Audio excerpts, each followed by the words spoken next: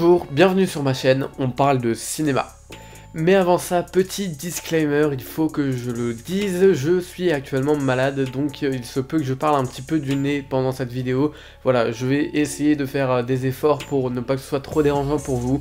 Mais voilà, si c'est le cas, si vous l'entendez, je tiens à m'excuser. Voilà, je suis malade, pardonnez-moi. Donc bref, on est là pour parler cinéma et pour parler du dernier John Wick chapitre 4. Il est sorti le mercredi 22 mars en salle et il fait suite à la grande saga de films d'action de cette dernière décennie qui est quand même assez réputée et plutôt célèbre. Et nous retrouvons toujours le grand et le très réputé Keanu Reeves dans le rôle de Baba Yaga. C'est donc une saga que j'ai rattrapée la semaine dernière pour me préparer à l'affront de ce 4e opus, et je dois avouer que c'est une saga que je trouve plutôt appréciable, même si elle est très loin d'être une grande saga et c'est très loin d'être que des films exceptionnels. En gros, c'est un honnête divertissement qui ne se prend pas la tête et qui n'est pas non plus, pour moi du moins, du grand cinéma. Pour moi, John Wick 2 était le meilleur de toute la trilogie jusqu'à l'arrivée de ce 4e opus. Il était très bon tant sur l'aspect cinématographique que sur tout le reste, et c'était le film que je préférais jusqu'à maintenant. Et si je dis bien jusqu'à maintenant, c'est parce que John Wick chapitre 4 s'impose désormais comme le meilleur film de sa saga. Tant celui-ci se montre riche et abouti. Et pourtant je n'étais pas rassuré parce que je m'attendais vraiment à un schéma qui allait se perpétrer de film en film, c'est-à-dire toujours on va dire à peu près le même film, le même schéma narratif et puis les mêmes scènes d'action, au final quelque chose d'assez redondant. Et puis surtout 3 heures pour un film comme ça. Vraiment, j'y suis allé presque sur la défensive en m'attendant à être déçu ou du moins à ne pas forcément apprécier, et quelle erreur. Vraiment, j'y suis allé sur la défensive avec la crainte de ne pas forcément apprécier et aussi la crainte de ne pas rentrer dans le film. Et j'ai pas été déçu, genre vraiment pas. Et c'est peut-être le seul film John Wick qui, à terme, arrivera à être marquant et à pourquoi pas devenir l'un des plus grands films d'action de cette génération. C'était pour ma part un film vraiment et excessivement réussi. A mes yeux, c'est peut-être l'un des meilleurs films d'action de cette génération, justement parce qu'il n'y a pas énormément de concurrence. C'est vraiment le seul film d'action qui est présent dans nos salles et qui tient la route, à mes yeux du moins. Parce que même si des films comme Everything Everywhere All At Once ou encore The Batman ont su rénover le genre de l'action au cinéma et proposer quelque chose d'une envergure vraiment extrême et d'ajouter finalement quelque chose au cinéma d'action qu'on apprécie tant, ce sont des films qui malgré ça ne sont pas exclusivement des films d'action, je veux dire ils sont mêlés à plein d'autres genres, Everything Everywhere All At Once c'est par exemple aussi une comédie, est aussi un drame familial, bref, ce n'est pas exclusivement un film d'action. Ils sont souvent mélangés à d'autres genres, mais des vrais films d'action qui sont quasiment exclusifs et qui ne proposent que ça, finalement ça commence à devenir de plus en plus rare. Et puis quand il y en a, ils sont pas forcément réussis, ça aussi il faut le dire. Là pour exemple, j'ai les derniers films de Liam Neeson qui sont par exemple Blacklight ou Marlowe plus récemment, qui sont des films, oui, d'action, des films policiers, des films on va dire uniquement basés sur cette chose-là qu'est l'action finalement. Et non, c'est plutôt raté. Et puis dans l'ensemble, dans la petite majorité de films que j'ai pu voir, de films on va dire d'action exclusifs, on va dire, c'était pas très réussi. Ce qui fait que John Wick chapitre 4 est finalement le seul dans son domaine et le seul qui est capable finalement de concurrencer tous les autres et de proposer quelque chose de véritablement incroyable en termes de cinéma d'action. Donc avec ça, je pense que déjà ça va lui permettre une durabilité dans le temps et aussi de permettre de rester dans la mémoire du public parce que évidemment c'est le seul qu'on va retenir. Et puis aussi la mise en scène, la réalisation, tout est véritablement sublime. Alors oui, la saga John Wick, elle est plutôt réputée pour son aspect cinématographique, sur sa colorimétrie, sa photographie. Bref, on va dire qu'en termes de cinéma, c'est quand même une saga qui a un nom, du moins pour les films d'action, qui a je dirais pas un nom, mais qui a une réputation dans le milieu du cinéma, justement parce que celle-ci propose des choses artistiquement et esthétiquement et que ça fonctionne plutôt bien. Mais là, la réalisation, elle est top, notamment dans les phases de combat qui sont pour moi, vraiment réussies.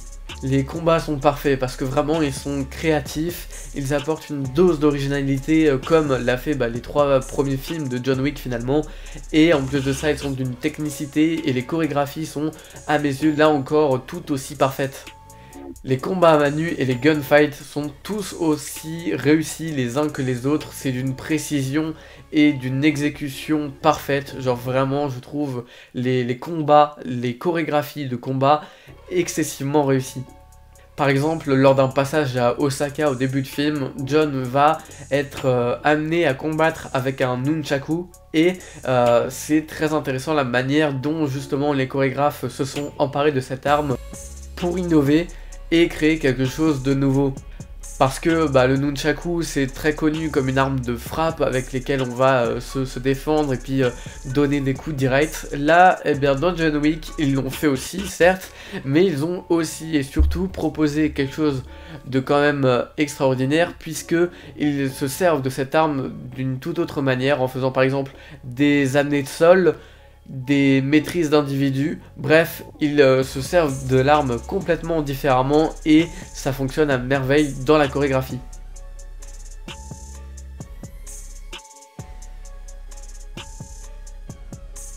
Les chorégraphies sont donc très créatives et très originales, très bien exécutées.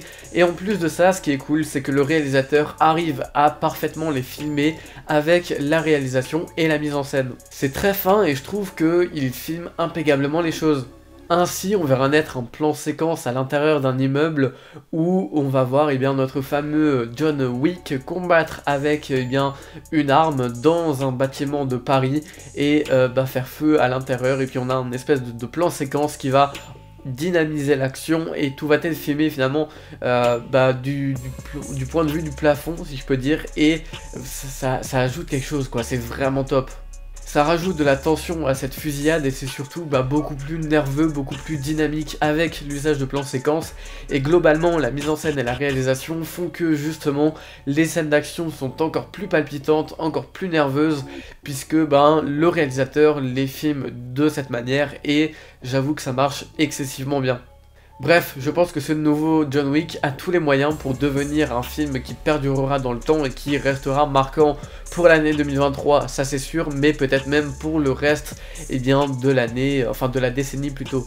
En tout cas, ce qui est sûr, c'est que le film est réussi et pour moi, c'est même le meilleur film de la saga. Parce que ce quatrième volet a largement expié tous les principes, tous les codes, toutes les règles qu'avaient imposé les trois premiers métrages. En fait, les films John Wick ont toujours évolué dans un cadre très précis, avec des règles qui étaient instaurées par l'histoire et par le scénario. Par exemple, le fait que on ne devait pas faire des affaires au Continental Hotel, qu'on avait bien souvent des dettes à régler avec la grande table, qu'il y avait des engagements qui étaient pris au sein de certaines personnes et que on avait quelques, on va dire, familles mafieuses qui se réunissaient et auxquelles on appartenait ou non. C'était des règles, mine de rien, qui encadraient beaucoup ces films John Wick et qui les structuraient, certes, c'était, on va dire, le squelette des films John Wick. Ici, on se débarrasse de ça petit à petit et ça permet de faire plein de choses intéressantes au niveau de l'histoire et du scénario. Il y a déjà une sensation de liberté puisque le Continental va rapidement être mis de côté.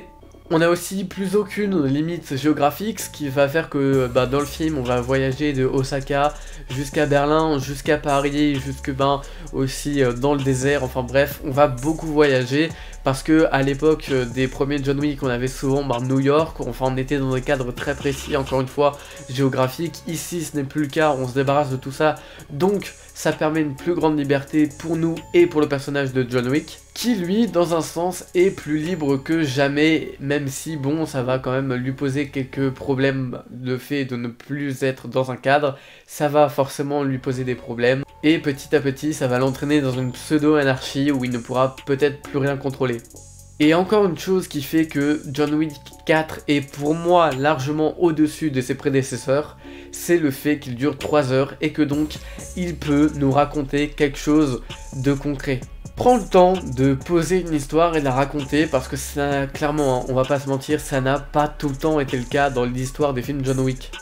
C'est vrai que si on prend pour exemple John Wick 2 ou encore le 3, c'est souvent des films qui se concentraient sur l'aspect esthétique et sur les combats, on va dire, sur l'aspect action du film, mais dont le scénario finalement n'était pas prioritaire et ne racontait pas spécialement grand chose, ou du moins c'est l'histoire du premier John Wick qui est étalée à la longue sur 3 autres films, c'est clairement ça. et c'est là où aussi pour moi c'était assez problématique, puisque ben, ça ne racontait pas grand chose. Ici, John Wick chapitre 4 dure 3 heures, on ne les sent pas passer, hein, c'est très fluide, très dynamique et c'est très captivant, mais au moins on a justement des accalmies qui permettent de poser une histoire simple, efficace et concrète qu'on n'avait pas forcément dans les opus précédents. Et concrètement, qu'est-ce que ça nous raconte? C'est très simple, ça nous raconte la quête d'apaisement et la quête de paix et de sérénité de John Wick.